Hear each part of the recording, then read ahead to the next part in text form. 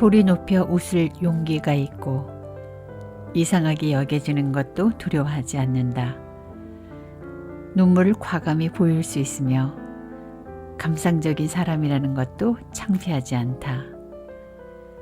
다른 사람에게 손을 내밀 수 있고 그 사람의 인생에 휘말리는 것도 마다하지 않는다. 자신의 생각이나 꿈을 과감히 말할 수 있으며 그것을 잃어버릴 위험도 꺼리지 않는다. 사랑한다고 말할 수 있고 늦는 것을 두려워하지 않는다. 무언가를 과감하게 믿을 수 있으며 실패를 두려워하지 않는다. 살아가는 용기를 가지며 죽는 것도 두려워하지 않는다.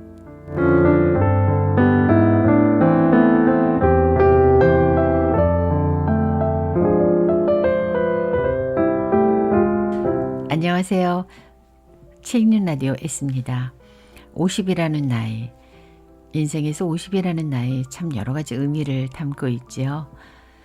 마치 잘 익은 과일처럼 인생의 풍부한 경험과 지혜가 농축되어 있는 시기이면서 결혼, 육아, 일 등 쉼없이 이어졌던 시간 속에서 잠시 멈춤을 갖는 시간이기도 합니다.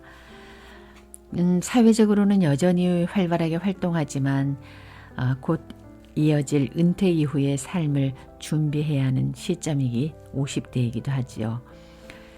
책 읽는 라디오에서는 오늘 50의 나이에 한 번쯤 만나면 좋은 책을 소개합니다. 이 책은 저에게는 마지막 장에 손을 놓기가 참 아쉬웠던 책이었어요. 여자 나이 50, 저자는 퍼트리샤 산달 작가입니다. 이 작가는 1940년 영국에서 태어나 스웨덴에 거주하면서 발달 심리학을 전공한 심리학가입니다. 룬도 대학과 스톡홀름 대학에서 심리학을 가르쳤습니다. 이 책을 옮긴 이는 김수경입니다. 에코리브르 출판사에서 발간됐어요. 이 책에는 제3의 연령, 종합적인 시점에서 본 인생, 가혹한 몸의 변화, 무엇을 위한 인생인가, 조용한 혁명 등 모두 7장으로 구성되어 있습니다. 저자는 이 책에서 50대 제3의 연령 시기에 자신의 노화와 주름을 적극적으로 받아들이라고 말합니다. 인생의 절반만을 산 시기이기에 자신의 가능성을 발견하기에 늦은 시각이 아니라는 관점을 여러 가지 자신의 살아온 경험을 통해서 이야기합니다. 자, 여자 나이 50, 퍼트리샤 투더 산달의 이야기 속으로 들어가 보시죠.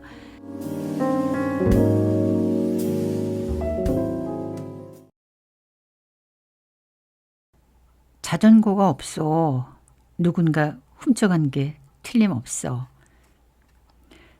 자전거 주차장에서 내 자전거가 보이지 않자 나는 순간적으로 그렇게 생각했다. 그런데 찬찬히 찾아보니 자전거는 거기에 있었다. 단지 그것을 본 적이 없었던 것뿐이었다.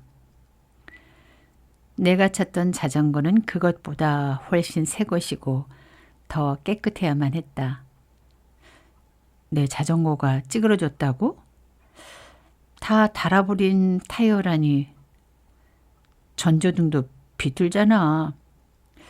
칠이 여기저기 벗겨져 있을 리 없는데?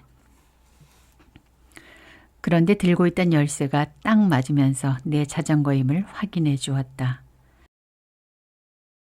이 경험은 내가 그렇게 믿던 것이 얼마나 현실과 동떨어졌는지를 가르쳐 주었다.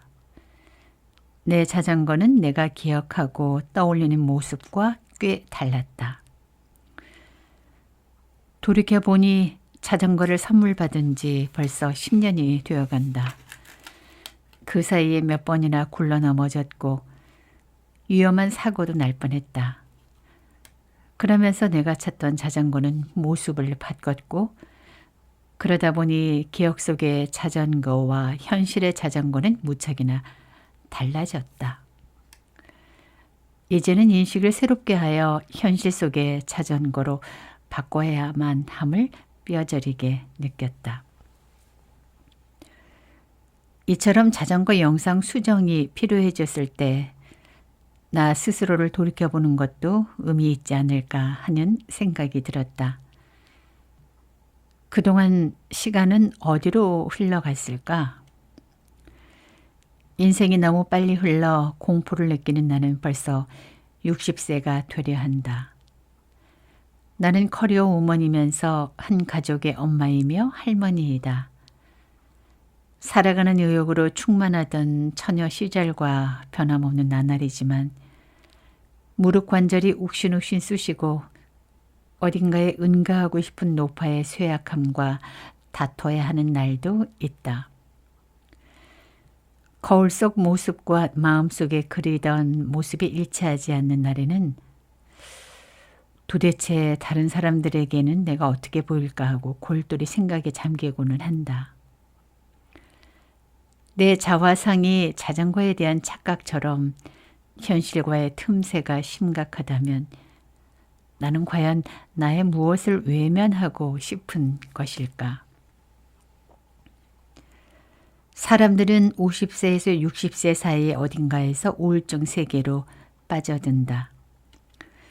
젊은 시절과 좀 멀고 그렇다고 늙었다고도 할 수 없는 자신이 걸어온 길은 알지만 어디를 향해 걸어가는지는 알 수 없다. 그동안 믿어왔던 사실들은 이제 시대에 뒤처진 것이 되었다. 새로운 방법으로 생각하기를 강요받고 가치를 다시 음미하며 오래된 지식을 새 것으로 바꾸고 지금까지 몰랐던 감정과 마주해야 한다. 언젠가는 꼭 해야겠지 하고 선언했던 것을 실천할 때가 온 것이다. 늘 말하던 나중에가 사실은 지금이 되었다. 꿈을 실현할 또는 포기할 때가 바로 지금이다. 지금 하지 않으면 이제는 너무 늦다. 인생이란 동시중계다. 중요한 것을 놓쳤다고 해서 되돌리기 버튼을 눌러 과거로 돌아갈 수 없다. 시간은 속도를 늦추지 않기 때문이다. 따라서 너무 높게 정한 높이뛰기 바를 조금 낮춰야 할지 모르며 실현성 없는 꿈이라면 이제는 버려야 할지도 모른다. 인생의 한가운데에서 태양은 아직 머리 위에서 비추고 있지만 밤바람은 이미 불기 시작했으며 가끔씩 느껴지는 밤의 냉기에 몸서리치는 일도 있다. 늙음의 징조를 깨닫는 것은 바로 이런 때다. 요즘 들어 인생을 돌이켜보는 일이 부쩍 잦아졌다. 이미 인생의 대부분을 지나왔고 그 하루하루가 얼마나 빨리 지나갔는지 새삼 깜짝 놀란 것은 이번 주 의사의 진료를 받으면서였다. 작년부터 눈의 상태가 좋지 않았다. 할머니가 눈이 멀었는데 혹시 유전은 아닐까 하는 공포감에 의사의 진료를 받기로 했다.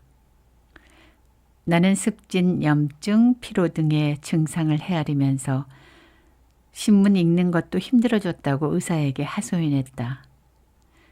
그런 내게 이러한 증상은 유전이 아니며 나이 들에 따른 자연스러운 현상이라는 의사의 설명이 이어지기까지는 채 몇 분도 걸리지 않았다.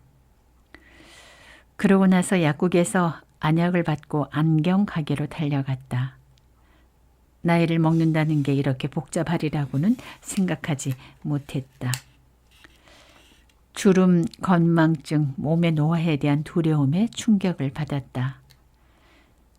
결국 나의 외면적인 집착을 부끄럽게 여기게 되었다. 늙어감은 다양한 징후로 나타난다. 50세를 넘으면서부터 이미 노화는 조용히 시작되었다. 나이가 들었음은 온갖 형태로 알게 된다. 때로는 예기치 못한 시기에 찾아오기도 한다. 내가 좋아하는 아이돌 스타의 이름을 말하면 젊은이들은 전혀라고 해도 좋을 만큼 알지 못한다. 자전거를 타면 모든 반응이 한 박자 느려졌음을 느끼고 기어를 바꾸지 않고는 오르막길을 오르기 힘들다. 노안경을 어디에 두었는지 도무지 생각나지를 않고 노안경을 쓰고서야 자욱한 먼지가 보인다. 무언가를 찾으러 갔는데 무엇을 찾으려 했는지 기억하지 못하고 빈손으로 돌아온다. 열쇠를 어디에 두었느냐며 투덜거리고 이름을 잊어버리고 신문을 읽으면서 홍차에 우유 대신 요구르트를 붓고 남편이 뭐라고 하는지 잘 들리지 않아 큰 소리로 제대로 말하라며 불만을 터뜨리는 등의 행동이 빈번하다.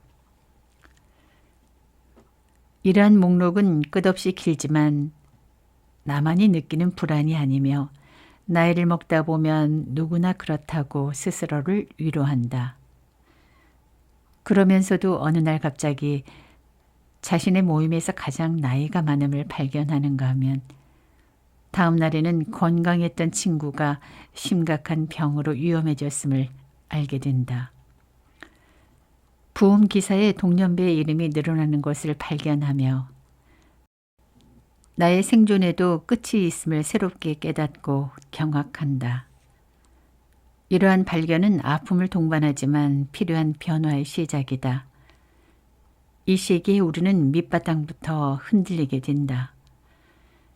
스스로의 자리를 찾고 확립하기에 필사적이던 젊은 시절처럼 우리의 아이덴티티는 뿌리부터 흔들리기 시작한다. 시간 기준이 지금까지 몇 년 살았느냐가 아니라 앞으로 몇 년이나 남았을까로 바뀌면서 손바닥이 뒤집힐 듯한 생각에 빠진다.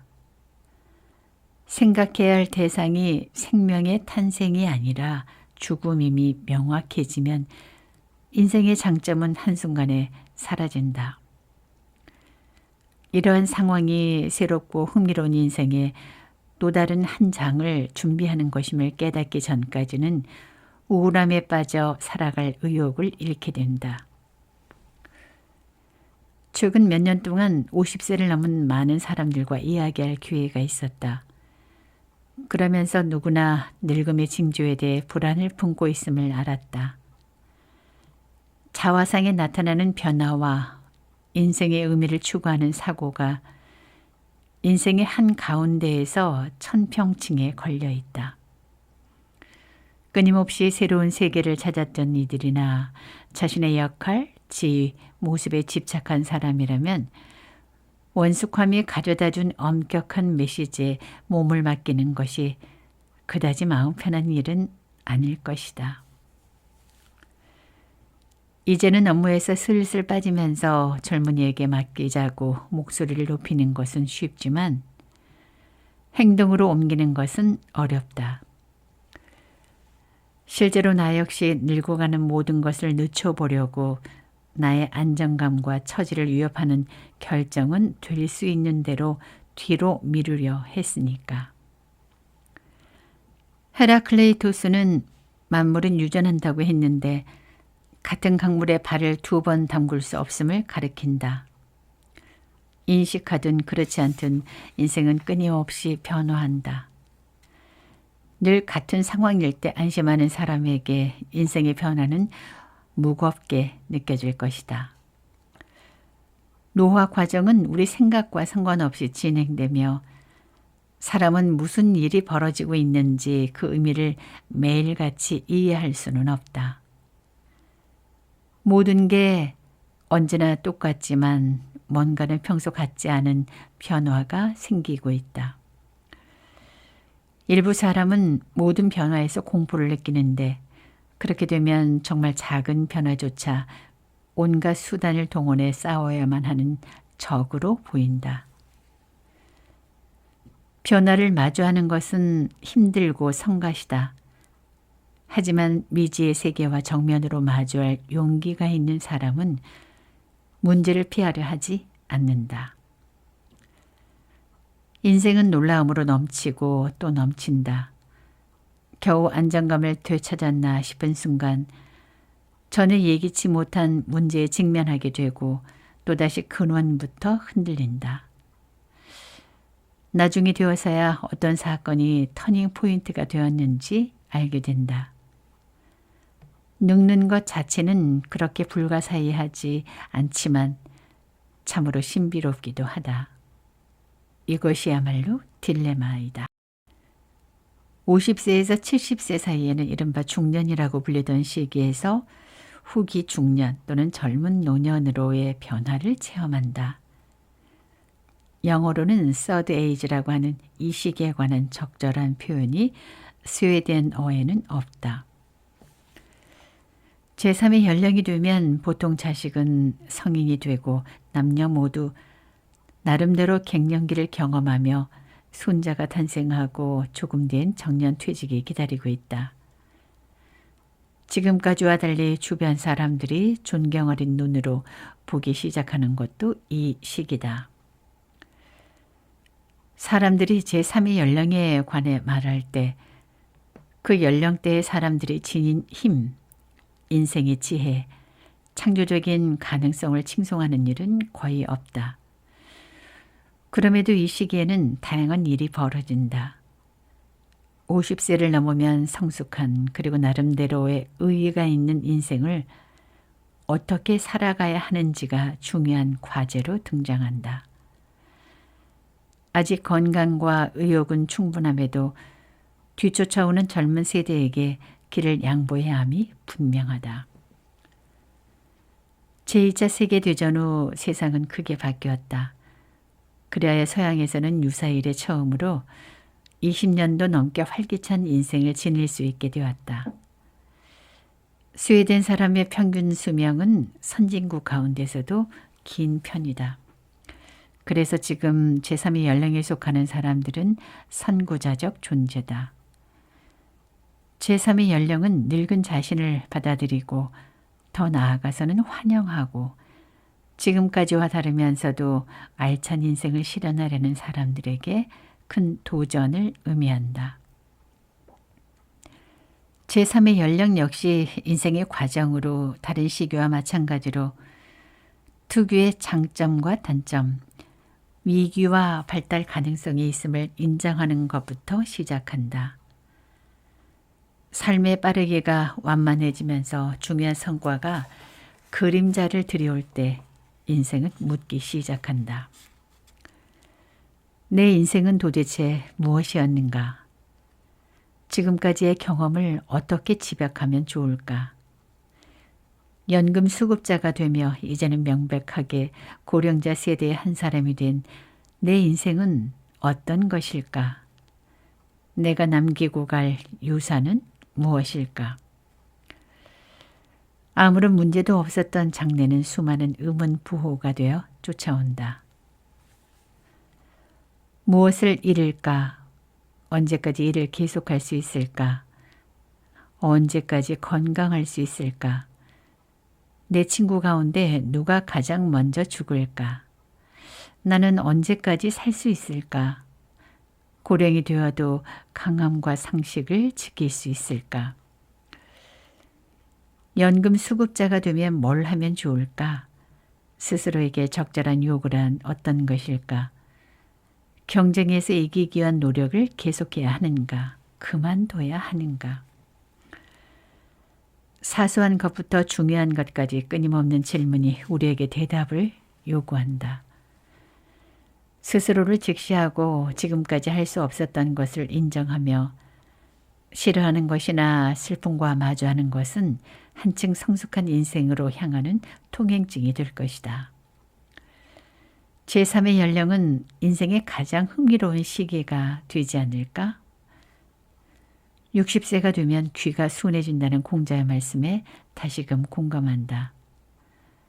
늙는 과정을 통과하는 것은 미지에 대한 도전을 의미한다. 청춘은 누구나 경험했지만 고령 세대는 체험하지 못했기에 이 시기에 대해서는 아직 풀리지 않은 수수께끼로 가득하다. 최초의 노화 현상은 익숙해질 때까지는 최악이다. 눈가에 주름을 발견했을 때, 처음 흰 머리카락을 발견하고 뽑아낼 때 무슨 생각을 했는지 돌이켜보라. 나이 들미 조금도 무섭지 않다. 주름도 참 멋지다고 말한 어느 잘 나가는 모델에 대한 기사를 읽은 적이 있다. 얼굴에 주름 하나 없고 눈앞에 인생이 한없이 펼쳐진 그녀는 자신의 주름보다 타인의 주름에 더 호감을 갖는 것이 틀림없다. 제3의 연령 세대가 배워야 하는 것은 주름을 적극적으로 사랑할 수 없더라도 받아들일 수는 있어야 한다는 것이다. 그렇게 하면 늙는다는 것을 추하게 여기는 현대사회에서 늙어가는 자신을 받아들이기 쉬워진다. 늙어가는 자신을 현실적인 눈으로 지켜보면서 자존심을 유지하는 것 또한 하나의 시련이다. 자신을 주장하기에 익숙한 1940년대생인 우리는 노화를 어떻게 극복해야 할지 생각해 본다. 제2계급 시민으로 다뤄지는 것은 용서할 수 없다고 생각하지만 그렇게 되지 않으리란 보장 또한 그 어디에도 없다. 대부분의 사람은 아무 일도 없었던 것처럼 행동함으로써 고통에서 도망치려 하고 늙어가는 현실에서 벗어나려 한다. 우주의 다른 행성에서 온 방문자라도 이 지구에서 늙음은 환영받지 못하고 자랑스러운 것이 될 수 없음을 한눈에 알 수 있을 것이다. 많은 사람에게 늙음은 귀찮은 존재이고 수치와 죄악감으로 고민하게 되리라는 것을 생각한다. 어쩌다 긍정적으로 받아들여졌나 싶으면 바로 농담으로 정리되는 경우가 많다. 우주인이 지구의 주관지를 읽는다면 페이지마다 젊고 아름다운 사람들 사진으로 가득해서 도대체 노인은 어디로 모습을 감췄을까 의아해할 것이다. 60세가 넘은 사람은 정말 대단한 부자이거나 호르몬제나 실금증 관련 광고가 아니면 일반 광고나 사파에는 좀처럼 등장하지 않는다. 이 책의 표지에 적합한 그림을 찾으려고 예술 관련 문헌이나 미술관을 뒤졌지만 고귀한 지위의 여성이 주문한 초상화 이외에 제3의 연령 여성상은 좀처럼 찾아볼 수 없었다. 자신의 역사적 관련성 발견하기. 인생의 반 이상을 산 지금 자신의 가능성을 발견하고 하고 싶은 일을 시작하기에는 너무 늦었다고 생각할지 모른다. 그런 생각이 들 때 노장 철학의 관점에 따르면 인간은 28세가 되어야 아이가 된다고 한다. 30세가 되면 인격이 겨우 인식 가능한 외형을 갖춘다.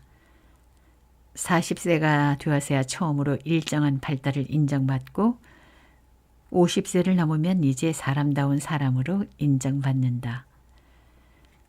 60세에 이르러 발전은 드디어 완전한 단계에 도달하고 70세가 넘어서야 처음으로 주변에게 존경받으며 80세를 넘으면 발달은 절정에 달해 완성된 한 인간이 된다는 것이다.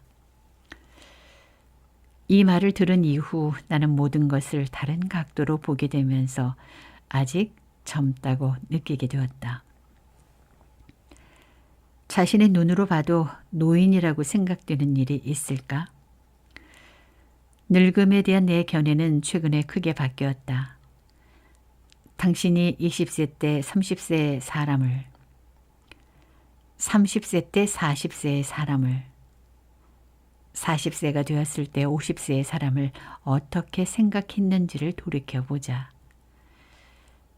50세의 내가 60세가 되면 나이를 먹었다고 느낄 것이라 생각했지만 벌써 60세를 넘겨 65세가 되었다. 65세가 되니 또 70세가 되면 그럴 것이라 생각할 것이고 다음에 80세를 목표로 할 것이다. 약 5년간의 완충 기간이 확실한 연령 감각을 줄 것이다. 과거와 미래를 이어주는 긴 시간의 사슬이 이어진 곳에 내 존재를 두게 되었다. 나는 선조와 어떻게 이어져서 증손자들에게 어떤 영향을 줄 것인가. 소말리아에서 온 소녀가 자신의 이르기까지 적어도 100명은 되는 선조의 이름을 모두 헤아릴 수 있다는 기사를 읽고 자신의 역사에 확실하게 뿌리내린 그녀가 부러웠다. 자신의 역사적 관련성이 확실하면 충족감을 얻을 수 있을 것이다. 그것은 우리가 자신의 선조를 아주 조금밖에 모르기 때문일 것이다. 이 책을 쓴 것은 나 자신의 역사적 관련성을 찾아 늙어버린 내게서 나를 찾는 데 도움이 되었다. 이 책을 쓰려고 결심한 계기와 상황은 지금도 아주 선명히 기억한다. 시골에서 지내던 한창 여름날이었다. 수영복으로 갈아입다가 거울을 본 나는 그 자리에서 꼼짝 못했다. 날카로운 여름 햇살 속에 축 처지고 주름진 살이 보이고 거울 속의 노파가 정말로 다른 사람이 아닌 나라는 사실에 경악했다. 그때까지 늙음을 생각한 적이 거의 없었고 강제로 오늘까지의 자화상과 이별을 고하고 무슨 일이 생길지 알지도 못한 채 하나의 경계에 다가가고 있음을 생각하는 일은 더더욱 없었다. 이 알몸의 진실을 만난 순간 내 마음의 평화는 완전히 무너졌다. 그때 나는 제3의 연령에 발을 들여 놓은 것이다. 늙어가는 것에 대한 모든 책을 읽고 자신의 체험을 알려주는 모든 사람과 이야기를 나누던 때에는 조바심이 많이 났었다. 많은 것을 생각하게 되었고 때로는 아픔을 동반하는 이 과정에 직면한 것이 나 혼자만이 아님에 안도했다. 하지만 불안은 남아있었다. 오늘도 그렇지만 그때까지 쓰고 싶었던 것은 그 뒤에 형태를 바꾸었다. 처음에 괴로웠던 것은 이제 막 나약해지기 시작한 용모에 대한 불안과 갈등이었다. 지금은 허영심을 잘 조절하게 되었지만 여전히 몸의 기능이 쇠약해지면서 한계에 이른 듯한 불안과 싸워야 한다. 예를 들어 지금까지 당연하던 몸의 동작은 이미 당연한 것이 아니었다. 쓰기에 열중하면 가끔씩 손가락 관절이 아파온다. 최근 몇 년 동안 나는 상당한 시간을 나 자신과 그 생각에 빠져 지냈다. 이 고독한 시간은 내게 귀중했다. 이 책의 대부분은 비바람의 날씨와 상관없이 내가 각별히 아끼고 사랑하는 웨스텔렌 해변의 작은 집에서 썼다. 그곳은 내 자신과의 조화를 가장 잘 찾아내고 늙어가는 아픔도 잘 달래줄 수 있는 장소이다. 오랜 시간 산책을 하고 새벽녘에 일어나서 마음 내키는 대로 책을 읽거나 글을 쓰고 춤추고 노래하고 소리 높여 혼잣말을 하고 몇 시간도 침묵에 잠길 수 있었다. 정적 속에서 쓰기에 집중하는 즐거움은 50세를 넘어서 맛보았다. 그리고 지금은 반강제적인 요구가 된 즐거움이다. 침묵 속에서 나는 어느 정도 바뀌었다고 생각한다. 예를 들어 사치란 물건을 소유하는 것 외에 무엇임을 깨닫고 예전보다 냉정해진 좀 더 살아 깊은 감정의 흐름을 사랑스럽게 생각하게 되었다. 지금 내가 가치를 두는 것은 친구들과 즐겁게 대화하고 맛있는 것을 먹고 손자들이 방문하고 읽어야 하는 게 아니라 내가 읽고 싶은 책을 읽고 자동차를 타고 교회로 나가고 남편과 가끔 재미있는 곳으로 여행을 떠나는 것이다. 최고의 행복은 스케줄을 스스로 조절해 바다가 보이는 계단에서 홍차를 마시고 마을의 소음으로 방해받는 일 없이 하늘의 별을 바라보는 것이다. 이러한 일은 젊은 시절에는 지루하게 생각했을 테이지만 지금은 너무나 멋진 일이라 생각한다.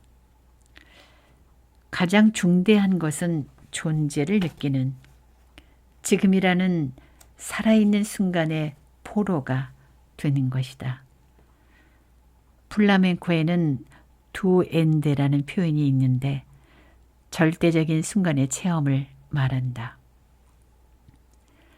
그것은 영혼 깊이 잠기는 다크 사운드가 우리의 이성의 벽을 넘어 발끝으로 몰려와 때로는 영원히 바꿔버릴 것 같은 초차원적 영혼적 체험을 의미한다. 사람들은 언젠가 그러한 체험을 한다기보다 그것을 결코 막을 수 없음을 본능적으로 알고 있다. 두엔데는 작은 마녀를 의미하는데 그것은 마법에 걸려 자신과 자신을 뛰어넘는 커다란 존재의 양쪽을 이해할 수 있는 체험과 닮았기 때문이다.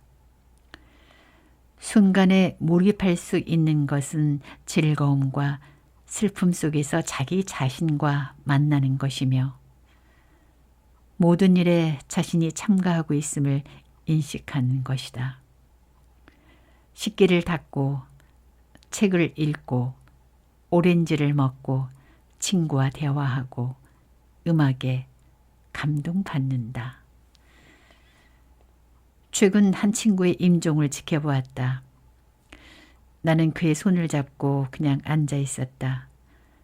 대부분의 시간을 침묵으로 지냈다. 시계는 거의 보지 않았고 그가 잠든 동안에도 책을 읽고 싶다는 생각은 하지 않았다. 그냥 그곳에 있는 것만으로 충분했다. 조금 시간이 지나서 정지한 방에서 단지 앉아 있을 수 있는 것이 얼마나 축복받은 일인가를 이해했다. 죽음은 바로 거기까지 왔다. 그 방에는 거짓된 연극을 할 장소가 없었다. 지금까지와는 달리 스스로가 성실하고 은폐하려 하지 않으며 성스럽고 오감을 집중해 거짓없는 것을 느낌과 동시에 늙는다는 것은 어둡고도 밝은 양면의 순간과 만나는 것을 알려주는 것임을 나는 깨달았다. 모든 것은 언젠가는 지나가는 일시적인 것이고 인생이란 항상 변화하는 순간의 응축이다. 이들 순간과 조화되어 살고 보조를 맞추면서 걷고 새롭게 다가오는 것에 양보하는 법을 배우는 것이 인생일지도 모른다. 모든 변화가 귀중한 것임을 인식하는 것은 마음에서 시작된다. 숲이 발견의 여행이란 의미의 성자 바야지드는 이렇게 말했다. 젊었을 때 나는 혁명가였다. 그 시대에는 항상 이렇게 기도했다. 신이여, 세상을 변화시킬 힘을 내게 주소서. 중년이 되자 무엇 하나 변혁한 것이 없이 시간이 흘렀음을 깨달았다. 나의 기도는 바뀌었다. 신이여, 적어도 내가 만나는 사람들, 나와 가장 가까운 사람들을 바꿀 수 있는 힘을 주소서. 그 이상을 바라지는 않습니다. 지금 나는 나이를 먹어 시간이 얼마 남지 않았으며 내가 얼마나 어리석었는지를 깨달았다. 지금은 단 하나를 위해 기도한다. 신이여, 나를 바꿀 수 있는 힘을 주소서. 처음부터 이것을 기도했다면 나의 시간을 헛되이 보내지 않았을 것이다. 자신을 아는 것은 그 자체가 목적이 아니다. 다른 사람을 좀 더 잘 이해하고 서로 영향을 주고받는 용기를 가지게 되고 우리의 행동으로 인해 서로가 선과 악에 도전함을 간파하는 수단이 된다. 최대의 도전은 자신의 모순을 깨닫고 구하는 것이지만 그 의미를 이해하기까지는 평생이 필요할지 모른다.